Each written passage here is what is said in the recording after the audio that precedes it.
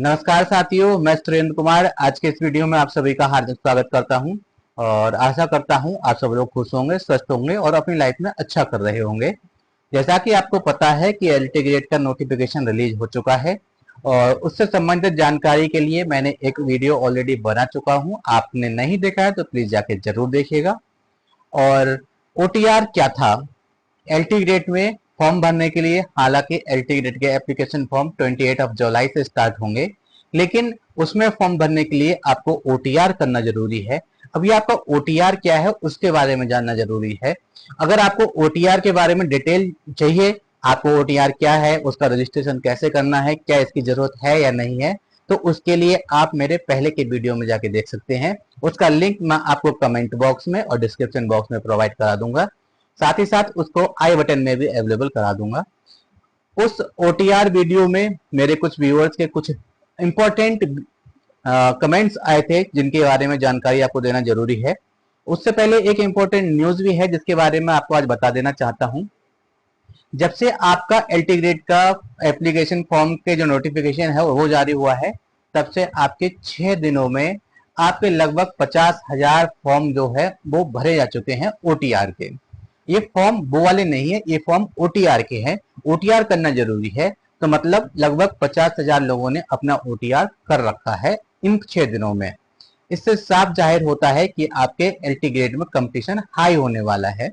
ठीक है, तो चलिए आज की इंपॉर्टेंट अपडेट तो यही है कि आपका जो ओटीआर है वो ओटीआर के 50,000 फॉर्म भरे जा चुके हैं 6 दिनों के अंदर। और आपके जो जीआईसी, ठीक है, जीआईसी प्रवक्ता, अगर मैं पीजीटी कहूं तो ये गलत नहीं है। जीआईसी का पीजीटी मतलब जो प्रवक्ता पद होता है उसके रिगार्डिंग एक न्यूज है कि सिर्फ 2 सब्जेक्ट ऐसे हैं जिसमें आपका थोड़ा सा दिक्कत है, इस वजह से आपका नोटिफिकेशन रिलीज नहीं हुआ है। बाकी आपको पता है एलटी ग्रेड मतलब टीजीटी का नोटिफिकेशन रिलीज हो चुका है। ठीक है, अब मैं बात करता हूं। सबसे पहले मेरे पास कुछ एक क्वेश्चन आए थे। एक क्वेश्चन ये आया था कि सर मैंने ओटीआर में अपना ब्लू पेन से साइन किया हुआ है। ठीक है, साइन जो है आपका ब्लू पेन से कर दिया है उन्होंने। ठीक है, इसकी भी जानकारी देते हैं, उसको कैसे ठीक किया जाएगा। दूसरा ये है कि एक व्यूअर का क्वेश्चन था कि उनकी जो क्वालिफिकेशन डिटेल है एजुकेशनल, ठीक है, वो शो नहीं हो रही है, वो भी मैं आपको करके दिखाऊंगा। एक व्यूअर का कहना था कि हम अपने ओटीआर की जो डिटेल फिलअप की है उसको एडिट कैसे कर सकते हैं, वो भी मैं आपको आज इस वीडियो में करके दिखाऊंगा। इससे पहले के वीडियो में मैंने आपको रजिस्ट्रेशन करना सिखाया था। आज के इस वीडियो में मैं आपको पहले से रजिस्टर्ड कैंडिडेट का एडिट करके दिखाऊंगा कि आप कैसे कैसे उसका फॉर्म को एडिट कर सकते हैं। ठीक है, चौथा था कि एड्रेस प्रूफ में कौन कौन से डॉक्यूमेंट्स लगेंगे या फिर एजुकेशन क्वालिफिकेशन के लिए कौन कौन से डॉक्यूमेंट्स लगेंगे। ठीक है, उसके बारे में आपको बताने वाला हूं। ठीक है, एक इंपॉर्टेंट बात यह है, ठीक है, कई सारे कैंडिडेट इस बात में कंफ्यूजन है कि इसमें डॉक्यूमेंट्स लगाएं, किस किस डेट के डॉक्यूमेंट्स होने चाहिए या क्या क्या होना चाहिए। तो ये आपके यूट्यूब पर बहुत सारे लोग अलग अलग अफवाहें फैलाए हुए हैं। मैं आपको क्लियर कर देना चाहता हूं, ओटीआर के लिए किसी भी प्रकार का कोई भी डॉक्यूमेंट्स नहीं चाहिए। क्या चाहिए? सिर्फ अगर आपके पास आधार है तो आप अपना आधार नंबर दे सकते हैं। ठीक है, अगर वो भी आपका मन है तब। आधार कंपलसरी नहीं है, देना चाहे तो दे सकते हैं। मोबाइल नंबर होना चाहिए, वैलिड मोबाइल नंबर, क्योंकि ओटीपी आएगा। और एक email ID, valid email ID होनी चाहिए। ये आपकी इंपॉर्टेंट चीजें हैं। ठीक है, इसके अलावा डेट ऑफ बर्थ आपको हर किसी को अपनी पता होती है। मम्मी पापा का एग्जैक्ट नेम आपके डॉक्यूमेंट में क्या है वो भी पता होता है। और उसके वेरिफिकेशन के लिए आपको क्या चाहिए? उसको वेरिफिकेशन को आपको चाहिए सिर्फ और सिर्फ 10th की मार्कशीट या फिर सर्टिफिकेट। ठीक है, हो सकता है कुछ लोगों का एक ही में आया हो सकता है कुछ लोगों का मार्कशीट और सर्टिफिकेट अलग अलग हो। वो क्यों चाहिए होती है? वो इसलिए चाहिए होती है क्योंकि आपकी 10th की मार्कशीट के अकॉर्डिंग ही आपके जो ऑफिशियल नेम और डीओबी है वो आपकी इसी से वेरीफाई की जाती है। तो क्या रहेगा इसका? इसका रहेगा आपका डी ओबी के लिए और नेम के लिए कि आपके नेम जो है एग्जैक्ट भरे हुए है नहीं है, तो ये उसका वेरिफिकेशन होता है। ठीक है, इसके लिए और कुछ नहीं चाहिए। तो ये तो था ओटीआर की बेसिक डिटेल। अब मैं आपको लॉगिन करके दिखाता हूं कि लॉगिन कैसे करते हैं। तो लॉगिन करने के लिए चलिए चलते हैं कंप्यूटर स्क्रीन पर वापस। तो सबसे पहले हमें अपने अकाउंट में जो कि आपने पहले से साइन अप कर रखा है उसमें आपको लॉगिन करना होगा। लॉगिन कैसे करेंगे? तो सबसे पहले आप अपना क्रोम ब्राउजर खोलें और क्रोम ब्राउजर खोलने के बाद आप एक काम करें कि आप अपना जो ऑफिशियल वेबसाइट है यूपीपीएससी की उस पर जाएं। ठीक है, कुछ नहीं करना है, आपको कोई वेबसाइट नहीं सर्च करनी है, आप सिंपल गूगल में यूपीपीएससी लिख दें और उसको सर्च कर दें। सबसे पहली वेबसाइट आएगी आपकी upsc.up.nic.in। ठीक है, इस पे आप टैप करें। टैप करने के बाद कुछ कुछ इस प्रकार का आपको इंटरफेस आएगा। एक्चुअली ये इंटरफेस आज इसलिए आ रहा है क्योंकि आपके आरओ और एआरओ का एग्जाम होने वाला है, उससे संबंधित आपकी नोटिफिकेशन जारी किया हुआ है कि आपके एडमिट कार्ड आ चुके हैं प्रीलिम्स के, आप जाके अपने डाउनलोड कर सकते हैं। तो आपको यहाँ से हट के जाना है, यहाँ पे लिखा हुआ है go to official website of UPPSC Prayagraj. ठीक है ना, आपको इस वेबसाइट पर जाना है। एक्चुअली पहले ये इंटरफेस नहीं आया करता था क्योंकि तब ये एग्जाम डेट रिलीज नहीं हुई थी, एडमिट कार्ड रिलीज नहीं हुए थे। तो कोई नहीं, चलिए चलते हैं ऑफिशियल वेबसाइट पे। यहाँ पे टैप करते हैं, आपके सामने ऑफिशियल वेबसाइट ओपन हो जाती है। जैसा कि मैं आपको पहले भी दिखा चुका हूँ इसके बारे में। क्या करना है आपको? नीचे जाना है, हालांकि ऑप्शंस ऊपर भी मिलते हैं आपको। एक सेकेंड, ठीक है, एक ही एग्जाम कैलेंडर के बारे में दिखा रहे हैं, इसके बारे में आपको ज्यादा कुछ देखना नहीं है क्योंकि ये एग्जाम कैलेंडर आपका पुराना है, तो कोई भी नया एग्जाम कैलेंडर अब तक नहीं। तो ये सब जैसे ही वेबसाइट आपकी ओपन हो जाती है, ये ऑफिशियल वेबसाइट है। आप क्या करेंगे? आपको कुछ नहीं करना है। आप देखें ये एक लास्ट में एक ऑप्शन दिख रहा होगा, one time registration OTR for applicant, इस पे टैप कीजिए। आपकी ई परीक्षा की जो वेबसाइट है वो ओपन हो जाएगी क्योंकि सारे काम आपके ई परीक्षा पर ही हो रहे हैं। ई परीक्षा पे ही आपके रजिस्ट्रेशन हो रहे हैं और ई परीक्षा पे ही आपका और साइन अप करना है और लॉगिन भी वहीं पे होगा। तो इसको अब मैं स्क्रॉल डाउन करता हूं। ठीक है, तो यहाँ पे क्या मिल रहा है आपको? Need to open OTR. ठीक है, अगर आपका रजिस्ट्रेशन नहीं हुआ है, आप फ्रेश कैंडिडेट हैं, तो आप रजिस्ट्रेशन नाउ पे टैप करके आगे जा सकते हैं। मेरा ऑलरेडी किया हुआ है तो मैं आपको ओटीआर में लॉगिन करके दिखाऊंगा कि लॉगिन कैसे करते हैं। तो मैं आज लॉगिन वाले ऑप्शन पर टैप करता हूं। एक नया इंटरफेस आता है, हालांकि इंटरफेस दोनों ही सेम है। साइन अप वाला भी वही था, अगर आप रजिस्टर नाउ पे करते तब भी यही ओपन होता और अगर आप लॉगिन पे कर रहे हैं तब भी यही ओपन हो रहा है। तो फिलहाल ये साइन अप सेलेक्ट किया हुआ है, आपको लॉगिन सेलेक्ट करना है। ठीक है ना, ये लॉगिन और साइन अप दो आ रहे हैं। साइन अप के लिए आप जाएंगे तो ये सारी डिटेल मांगना शुरू कर देगा। तो जिस व्यूअर का सवाल था कि मैंने ब्लू पेन से सिग्नेचर अपडेट किए हैं, मैं उसको बताने वाला हूं अभी। तो पहले मैं लॉगिन करूंगा। ठीक है, थोड़ा सा लोडिंग ले रही है वेबसाइट।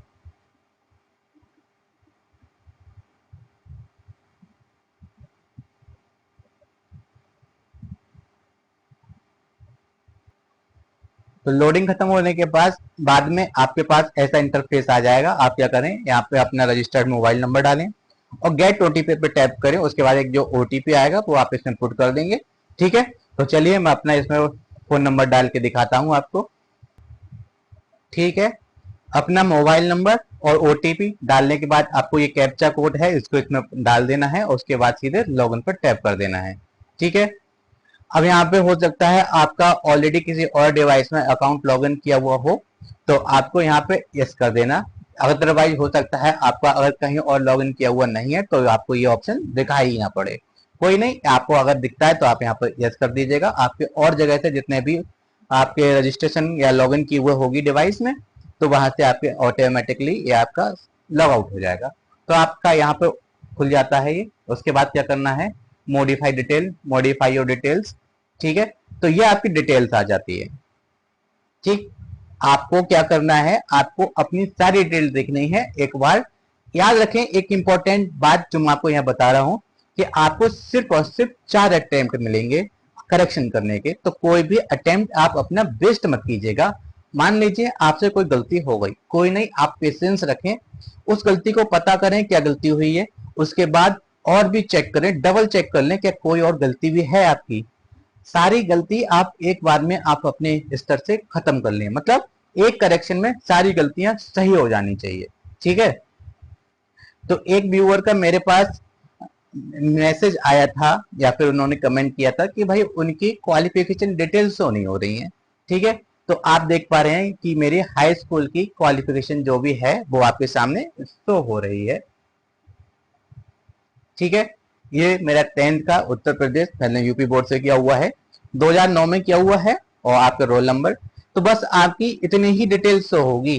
आप सोचें कि आपका और कोई डिटेल, एक्चुअली और कोई डिटेल इन्होंने मांगी ही नहीं है, सिर्फ हाई स्कूल की इन्होंने डिटेल मांगी, आपका रोल नंबर, आपका ईयर, बोर्ड, ठीक है, बस इतना ही मांगा हुआ है और आपके मार्क्स मांगे हुए हैं। इसके अलावा अगर कोई और सोच रहा है कि मेरी कोई और क्वालिफिकेशन डिटेल इसमें शो होगी, तो प्लीज इस गलती में आप मत रहना, ऐसा कुछ शो नहीं होगा। ठीक है, उसके बाद आपको क्या करना है, आपको और भी डिटेल थी वो आपको सही करनी है। इसको आप अपने अकॉर्डिंग ध्यान से भर लीजिएगा। अगर आप कोई भी पीएच कैंडिडेट हैं तो आप किस कैटेगरी में पीएच हैं, आप उसके अकॉर्डिंग इसको सही से भर सकते हैं। आगे स्क्रॉल डाउन करते जाइए।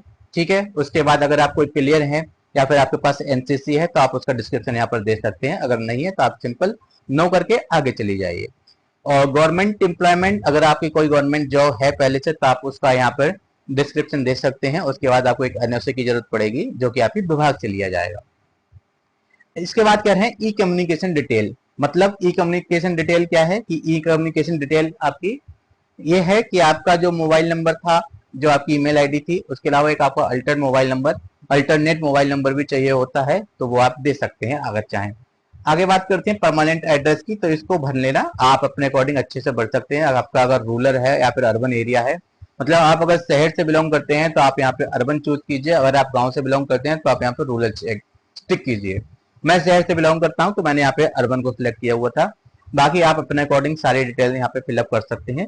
फिलअप करने के बाद आप एक काम करें कि सेम एज परमानेंट एड्रेस, अगर आपका कम्युनिकेशन एड्रेस और आपका, मैं कहूँ करस्पॉन्डिंग या कम्युनिकेशन दोनों एक ही हैं, कम्युनिकेशन एड्रेस हो या फिर करस्पॉन्डिंग एड्रेस हो, वो अगर आपके जो परमानेंट एड्रेस है वो सेम है तो आप यहाँ पे सेम एज परमानेंट एड्रेस पर टिक कर दीजिएगा, आपकी डिटेल ऑटोमेटिकली फिलअप हो जाएगी। अब बात करते हैं उस कैंडिडेट की जिन्होंने बोला था कि भाई आपके सिग्नेचर जो है ब्लू पेन से है, मेरे भी ब्लू पेन से किए हुए हैं, इनको मैं चेंज कर दूंगा। कैसे, इस पर टैप करना है। ठीक है, उसके बाद आपके सामने ये डिटेल ओपन हो जाएगी, आप ब्राउज करें। ठीक है, ब्राउज करने के बाद आपका जहां पर भी यहाँ पे आपने अपना फोटो क्रॉप करके अपने साइज के अकॉर्डिंग यहाँ पे रख रखा हो, वहां से जाके आप चूज कर लीजिएगा। चूज करने के बाद आप ओपन कर दीजिएगा। जैसे ही आप ओपन करेंगे आपकी डिटेल जो है, एक सेकेंड,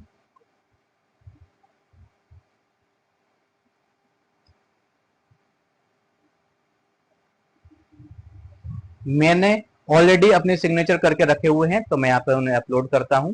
ठीक है, आपको अपने अकॉर्डिंग इसको क्रॉप कर लेना है। और उसके बाद इन्होंने क्या किया, सेव साइन डाटा, उसके बाद आप इस टाइप से इसको कर सकते हैं और आप देखेंगे कि आपका साइन जो है अब आपका ब्लैक हो गया। इतनी सारी प्रक्रिया करने के बाद आपको करना क्या है, आप अपडेट ओटीआर डिटेल पर टैप कर दीजिएगा। ठीक है, इतना करने के बाद आपकी जो डिटेल है वो आपकी डिटेल अपडेट हो जाएगी और आपका जो भी गलती हुई थी आपसे वो अब आपकी करेक्ट हो जाएगी। बट याद रखना, एक बार में जितनी सारी मिस्टेक है वो सारी की सारी आप सही कर लेना। इस चक्कर में नहीं पड़ना कि आप, हो सकता है आपके पास 4 ऑप्शन हैं, मतलब आपके पास 4 मौके हैं तो आप चारों यूज करो। नहीं भाई, आप एक ही यूज करना, एक ही में अपना सारा काम अच्छे से कर लेना। ठीक है, मैं नहीं कहता आप चारों के चारों अटेम्प्ट आप अपने यूज करें। अगर आपका जो पासवर्ड है वो आप भूल गए हैं तो आप ओटीपी के माध्यम से आपने लॉगिन किया था, आप यहां से अपना नया पासवर्ड बना सकते हैं। अगर आपको ओल्ड पासवर्ड नहीं पता है तो आप फॉरगेट पासवर्ड पर जाके बाहर जब होगा तो वहां से कर सकते हैं, और अगर आपको पता है तब भी आप नया क्रिएट करना चाहते हैं तो यहाँ पे नया क्रिएट कर सकते हैं। ठीक है, आई होप आपको ये चीज समझ में आई होगी कि आपको जो ऑलरेडी रजिस्टर्ड लोग हैं या ऑलरेडी रजिस्टर्ड कैंडिडेट हैं उनको किसी भी प्रकार का अगर करेक्शन करना है अपने ओटीआर डिटेल में तो आप इस तरह से अपनी ओटीआर डिटेल को करेक्ट कर सकते हैं। और एक इम्पोर्टेंट मैं आपको बात बताना चाहता हूं कि एक मिथ है इसमें कि सब बच्चे कह रहे हैं कि इसमें ये गलती हो गई, ओटीआर में वो गलती हो गई, अब क्या करें, ये प्रॉब्लम है। कुछ लोग कहते हैं इसको हम डाउनलोड कैसे करें। ठीक है, तो यहाँ पे आपका प्रिंट योर ओटीआर डिटेल पे जाके टैप कर सकते हैं और अपना ओटीआर रजिस्ट्रेशन डाउनलोड कर सकते हैं। ठीक है, सिंपल, कुछ नहीं करना है। ऐसा कुछ यहाँ पे क्लिक है टू प्रिंट पे आप टैप कर सकते हैं। तो ऐसा कुछ इसमें है भी नहीं है कि आप समझ नहीं पा रहे हैं। अब मैं आपको बताता हूँ डिटेल एक्चुअली इशू कहाँ पर है। इशू ये है कि बच्चों के दिमाग में यूट्यूबर्स ने ऐसा भर रखा है कि आपने ये गलती कर दी तो ये हो जाएगा, ये गलती कर दी तो आपका फॉर्म एलटी ग्रेड का फॉर्म नहीं भरा जाएगा, आप इस वैकेंसी में पार्ट नहीं ले पाएंगे। ठीक है, तो मैं आपको बता रहा हूं, अगर आपने ओटीआर किया हुआ है, ठीक है, आपने अपना नेम, अपनी डीओबी, अपनी एजुकेशन क्वालिफिकेशन और father name and mother name अगर आपने सही से फिलअप किया है तो, और अगर वो भी आपने गलत फिल कर दिया तो आप एक काम इतना सा कर दीजिएगा, आप उसमें आधार दे दीजिएगा। अगर आप अपना आधार दे देते हैं तो ऑटोमेटिक सारी डिटेल आधार की जो है वो आपकी इसमें आ जाएंगी, तो वो ऑटोमेटिक आपकी इसमें टाइप हो जाएंगी, या फिर मैं कहूँ वो आपकी ऑटोमेटिक सिलेक्ट हो जाएंगी और आपकी कोई गलती नहीं होगी। बाकी अगर कोई कहे कि मेरा ये नहीं है वो नहीं है, फोटो अपडेट करने का मौका आपको उस टाइम में मिलेगा जब 28 तारीख के बाद आप अपना एलटी ग्रेड का फॉर्म भरेंगे। साइन अपलोड करने का मौका आपको फिर से मिलेगा जब आप अपना एलटी ग्रेड का फॉर्म भरेंगे। ठीक है, आपकी बाकी डिटेल आपको चेंज करने का मौका तब भी मिलेगा जब आप अपना फॉर्म भरेंगे। तो ऐसा कुछ नहीं है कि आप एक बार अगर इसमें कोई गलती हो जाती है, हालांकि गलती होनी नहीं चाहिए, अगर फिर भी हो जाती है तो इसका मतलब ये नहीं है कि आप एलटी ग्रेड से बाहर हो गए। ठीक है, ये सब व्यूज पाने का बहुत बढ़िया तरीका है कि बच्चों को एक क्लिक बेट थंबनेल बनाते हैं उसमें एक कोई भ्रामक खबर दे दो उल्टी सीधी बना के, उसके बाद उसको वायरल कर लो। ठीक, ओटीआर कुछ नहीं है, सिर्फ और सिर्फ प्राइमरी डिटेल है आपकी जिसको ऑटोमेटिकली फिलअप कर दिया जाता है। क्या है कि बहुत सारे बच्चे क्या करते हैं कि उनकी थोड़ी सी गलती हो जाती है, कभी डीओबी में गलती कर दी, कभी फादर मदर नेम में गलती कर दी, या अपने सरनेम में गलती कर दी, उससे बच्चा क्या होता है वो अपने हाई स्कूल की डिटेल के साथ मैच नहीं कर पाता, फिर उसको आगे जाके दिक्कत होती है। मान लीजिए अगर आपकी हाई स्कूल की डिटेल के अकॉर्डिंग आपका सब कुछ सही से फिलअप किया हुआ है और इंटर में जाके 12th में जाके आपकी कोई डिटेल चेंज हो जाती है, ठीक है, 12 में जाके अगर आपकी कोई डिटेल चेंज भी हो जाती है तो आप उसके लिए जब ज्वाइन करेंगे या जब आप काउंसलिंग कराएंगे तो आप एफिडेविट दे सकते हैं, आपका एफिडेविट वैलिड रहेगा। लेकिन 10th की डिटेल में आपका एफिडेविट वैलिड नहीं रहता। किस किस चीज में आपका एफिडेविट नहीं लगता?